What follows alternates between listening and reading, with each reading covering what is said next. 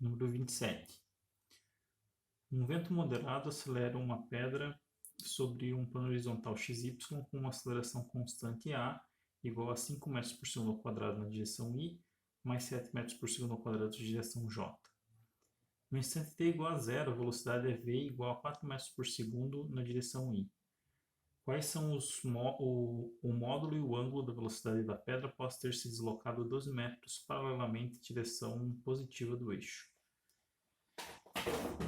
Então a gente tem o seguinte, a gente tem uma pedra que está numa certa posição e ela tem uma certa velocidade v, que é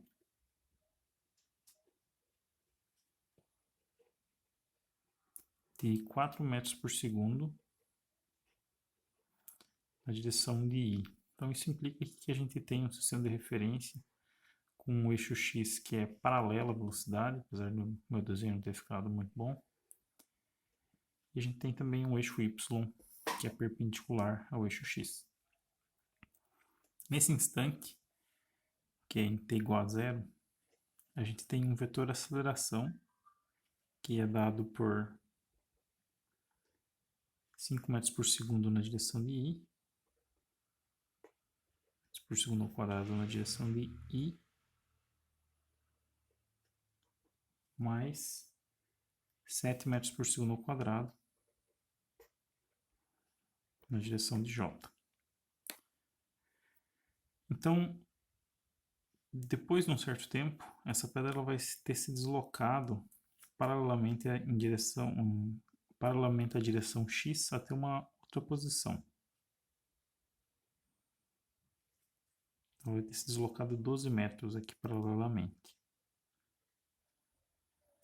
Nesse instante, a gente quer saber qual que vai ser a direção da velocidade. Então, notem que a gente tem um vetor aceleração A, que é mais ou menos nesse sentido.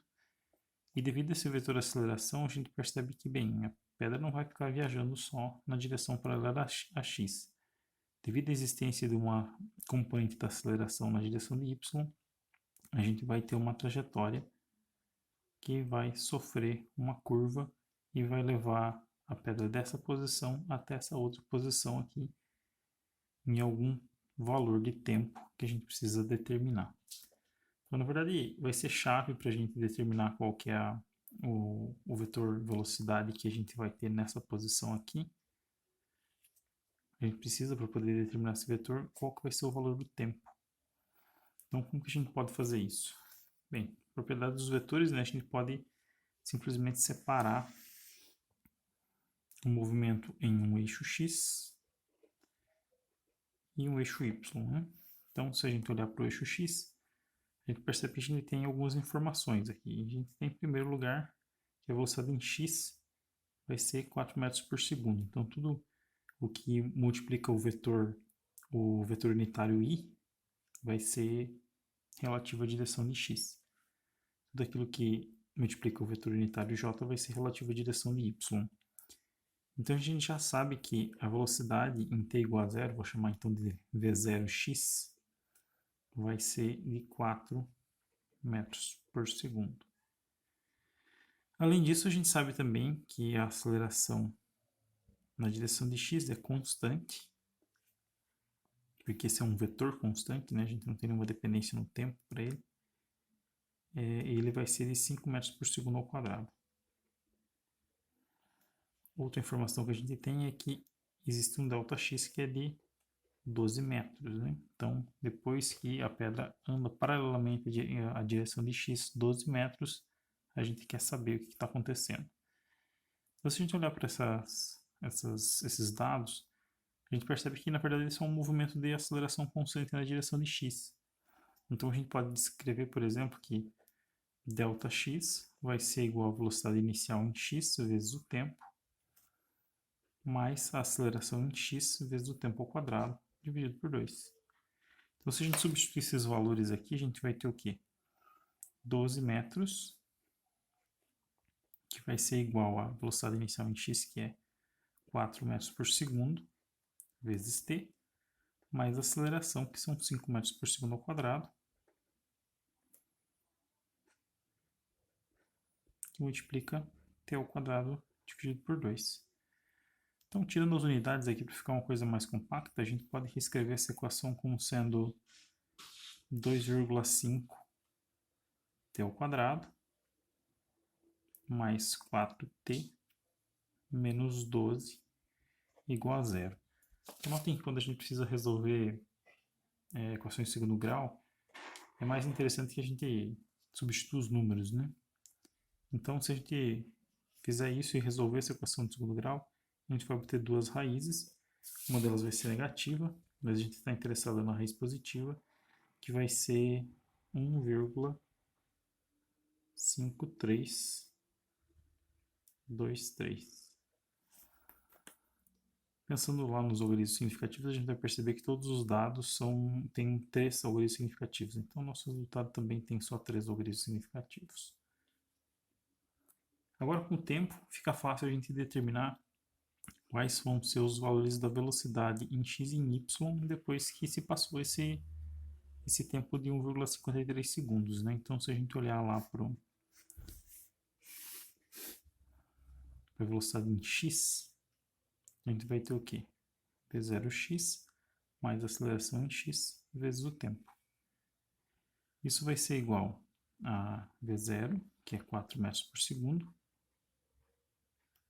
mais a aceleração em x, que são 5 metros por segundo ao quadrado, vezes o tempo, que são 1,53 segundos. Então, aqui para poder fazer as contas aqui, a gente sempre utiliza todos os dados, todas as casas decimais que a calculadora deu para a gente, mas na hora de escrever os resultados, a gente observa lá os algoritmos significativos, né? Então, fazendo isso, a gente vai obter 11,6619 metros por segundo, ou seja, 11,7 metros por segundo. Se a gente olhar para a velocidade em y, a gente vai ter v0y mais a aceleração em y vezes o tempo. Note que a velocidade em y, aqui em t igual a zero, ela é nula, porque a gente só tem uma velocidade que é paralela a x. Então, a gente vai ter simplesmente o valor da aceleração, que são 7 metros por segundo ao quadrado, vezes o valor do tempo, que é 1,53 segundos. Então, fazendo essa conta, a gente vai obter 10,7266 metros por segundo, ou seja, 10,7 metros por segundo. Então, veja que esses são os valores das componentes da velocidade. Mas o problema aqui, na verdade, é o módulo da velocidade e o ângulo θ, que esse vetor velocidade vai fazer em relação ao eixo x. Então, se a gente olhar para um vetor qualquer, v, e a gente olhar lá para o sistema de referência, de um eixo y, e aqui um eixo x, a gente vai ter então um ângulo θ e o módulo é o próprio comprimento desse vetor.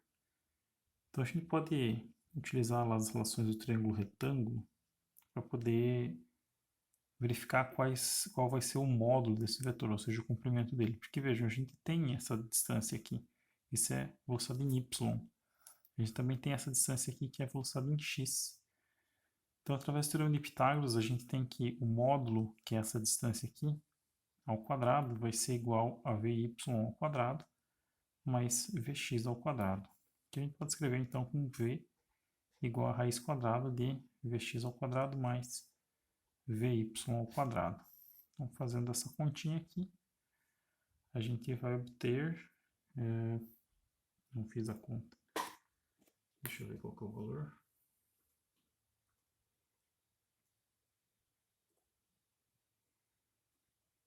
Então, 10,7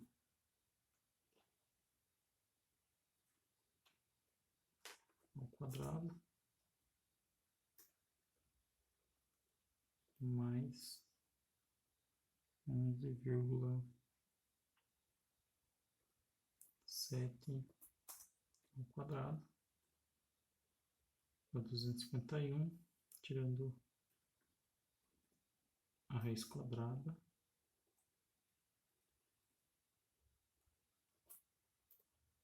a gente obtém 15,85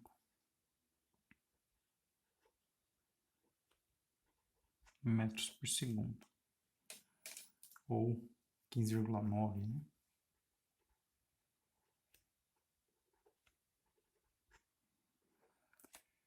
Agora, como a gente vai fazer para poder determinar o ângulo?